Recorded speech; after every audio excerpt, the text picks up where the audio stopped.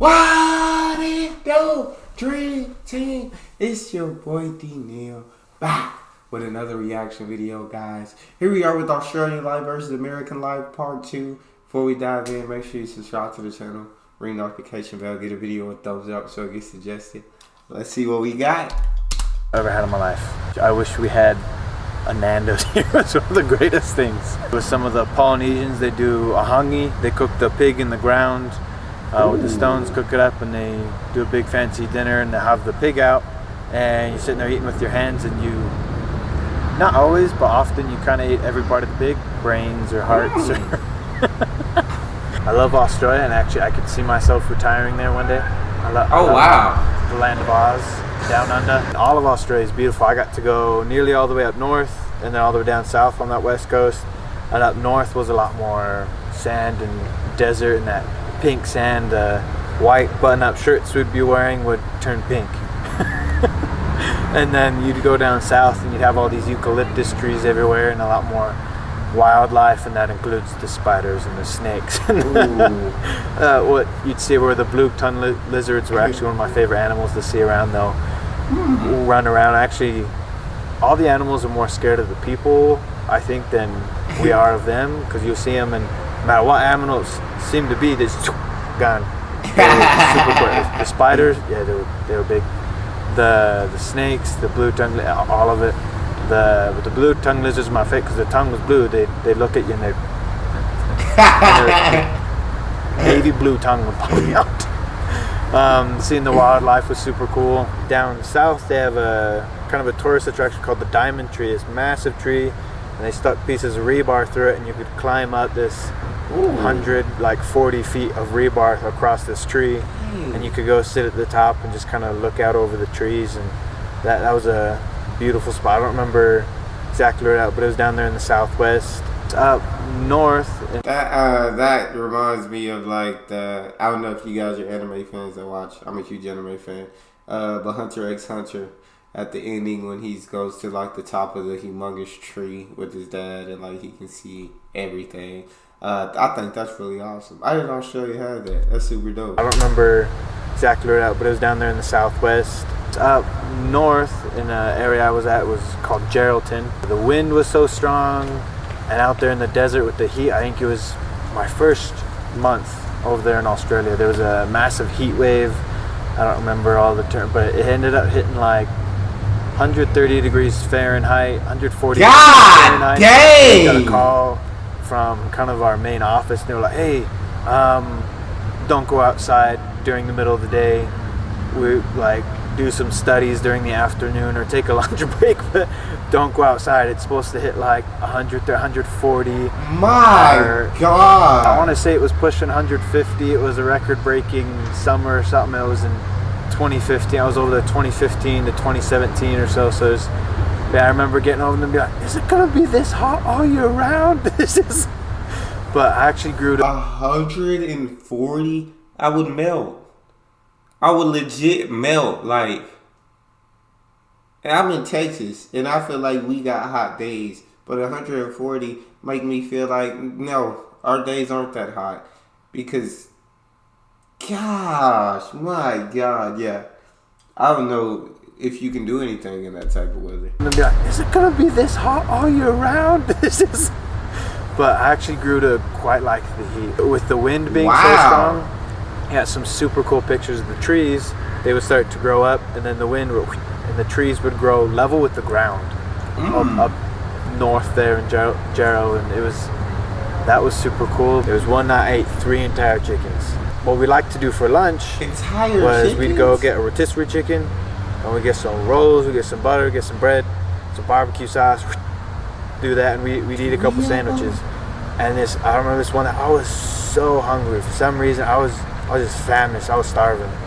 And so we stopped by an IGA, get this rotisserie chicken, some rolls, butter, barbecue sauce, and I was hungry enough. We got 2 chickens. He couldn't quite finish his. I finished my chicken. There's a bunch of Tongan fellas. They were over in Australia, working the orchard, saving up money to take home. Awesome group of fellas. But they went and bought KFC, or as they would say, kafasi. That's how they pronounce it. And they went and got us a giant feast each. So I had a giant feast, so did my companion, and so did every single one of the guys. They had like 12 giant feasts, and so I ate like 15 pieces of chicken. And I was told, with specifically the Polynesian culture, if you didn't eat the food they gave you, that it was rude. And so I ate this entire giant feast after I just finished the whole chicken. We had a late lunch that day. It was probably only an hour later. Met these fellas, and they had 50 piece chicken, the rolls, the potatoes. Holy cow, I was dying. And then we had an appointment later that night. Turns out they surprised us with dinner. Oh my God. A rotisserie chicken and rolls. And we had another chicken each. And I was like, I've just eaten like a family's worth of food for the day. What do I do? At this point, I cannot hardly breathe. I was just sitting here, I felt so bloated, and went to this place and was just literally praying, please help me eat this food. But I was able to stomach the whole thing. So that was the day I had 3 chickens. That's absolutely insane. He deserves a medal for doing that. 3 whole that's crazy. I didn't hardly sleep. I sat there at the end of the day just just trying to breathe. I think my stomach expanded so much, got in the way of my lungs. I remember that was the roughest night's sleep I've probably ever had in my life. I bet. But I was well fed. I can't complain. I really shouldn't complain. Wonderful people. The Australians, everyone was living on, just absolute wonderful people to go out of their way to make sure we had food. So I actually really loved it. It was a wonderful day and a long day. I know in Perth itself is, I've been told, maybe that's changed now, but is one of the most isolated cities in the world. Like there's only 2 airports I can get over there. It's through Brisbane, and I want to say Thailand. And so, but it was massive flight to go from Brisbane all the way over to Perth.